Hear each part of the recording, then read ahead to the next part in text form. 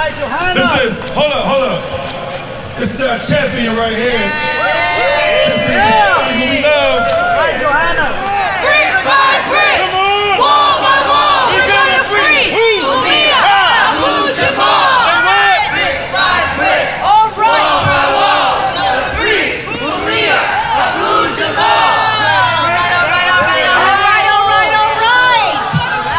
How we looking? We're looking good.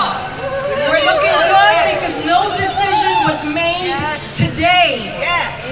No decision was made today because the facts are weighty. And what are the facts? The facts are that there are documents that emerged recently as early as January 2019, which clearly suggest that the main witnesses in this case were bribed.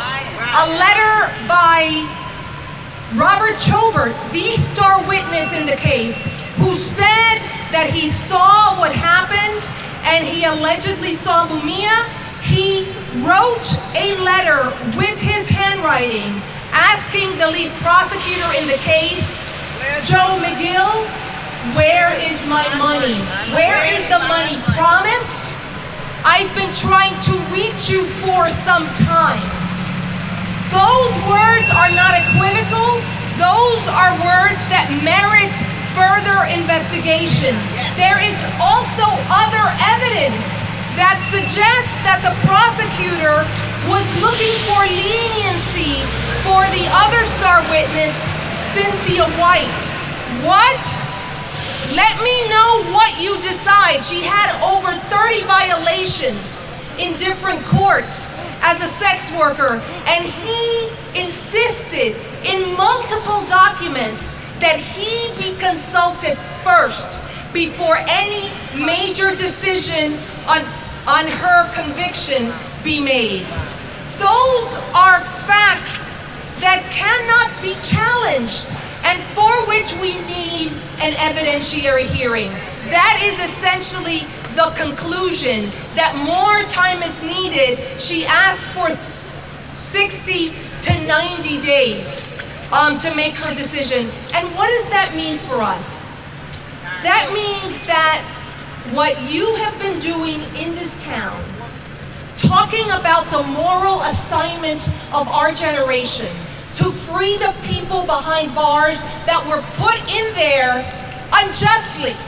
We're talking about a kind of punishment system that punishes people of color, working class people, and lets the real criminals in the society go free. That is the inequality, the racism in this system that we are challenging, and these are the issues that she has to weigh. For the media that's here, a court stenographer, Terry Mora Carter, white woman with no interest in this case, said that she overheard the judge in the case, Albert Sabo, the original judge in this case, say, quote, "I'm going to help them fry the N-word," referring to how he was going to instruct the jury. There is a context of white supremacy and racism that colors this case, that influence this case. In fact, the fact that you can have two witnesses as incredible as Robert Chobert and Cynthia White. Robert Chobert was convicted of throwing a Molotov cocktail into a schoolyard. He was driving with 2 DWIs and no license. How else can you accept that as credible truth in a courtroom, if not in a system where the lives of the black defendants do not matter?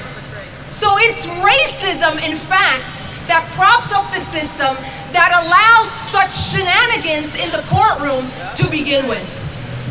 Essentially, we sat there for about an hour and a half in which our attorneys raised the fact, which I had not heard raised in the courtroom, officially that there was a fourth person at the crime scene. That's right. This was said by our attorneys in the courtroom, that there was a fourth person at the crime scene, and that person was the person who's responsible for the killing of Officer Faulkner.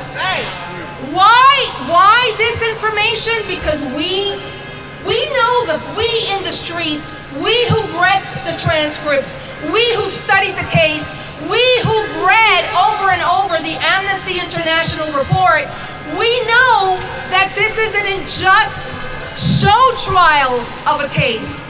Why a show trial? Because Mumia, like many others who are imprisoned, political prisoners of the Black Power era, of the Civil War era, there needed to be a show trial in this country with a Black radical to send a message to those of us who are courageous and want to resist the state. The government in this country wanted to tell all of us that if you challenge the system, if you stand up for justice, there will be a high price to pay. That is why Mumia is behind bars. I want to just remind people that Mumia is the victim of police brutality. He was shot. He was shot in the stomach by Officer Faulkner. And then when other police officers came in, they battered his head into a pole numerous times. He was beaten within an inch of his life. Mumia is a victim of the criminal punishment system. He is also a victim of police brutality. In this post-George Floyd moment, we are standing here to say that we need our brother home. We need to bring Mumia home. Do the right thing. We need to acknowledge that he is a victim of police brutality and a corrupt court system, and his only crime is having survived an encounter with the brutal, racist cops in this town. We've been working hard for the last month and a half, since October 26th, and because of our work at the grassroots, on the ground, talking to the media, talking to our sisters and our brothers in the church, on the street, in our schools, we've created a conversation in this town about what happened in the courtroom and whether we are going to stand for justice or we are going to stand with the echoes of the white supremacist and slavery past of this country. And today, the fact that no decision was made after we were promised a decision on December 16th said that we won. We won. This is a victory for our side. We need to continue. This is actually the moment to fight harder. This is really the moment to fight harder and make sure that light and justice prevails. There were other people in the courtroom. I'll just end by saying that unfortunately the prosecutors, the only stone they knew to stand on was the false notion that we didn't properly file papers in a timely manner. Does justice have a timeline? No. Does justice have to wait? No. There is no time bar or timeline for adjudicating justice, for handing over. In fact, what we need now is remediation. Immediately remediation. In any other system, Mumia would be free now after the emergence of this incriminating evidence. There was a lot that happened in the courtroom. All of these arguments were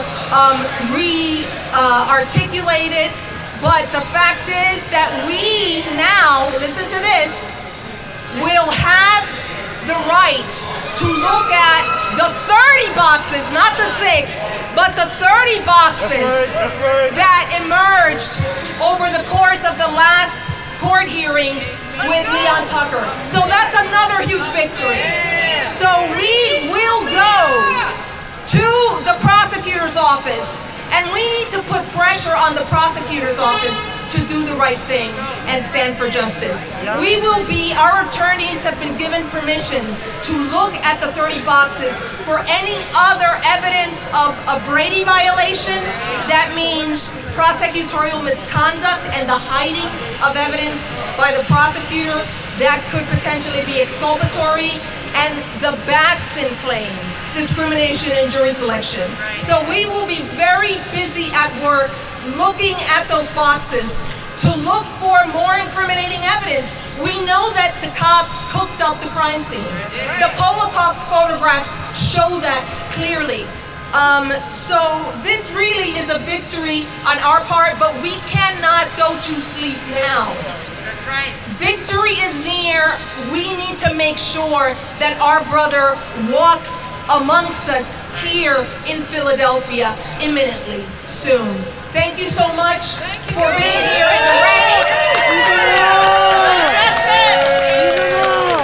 We need to free Mumia, and we need to free them all. No justice! Whoa, whoa, whoa.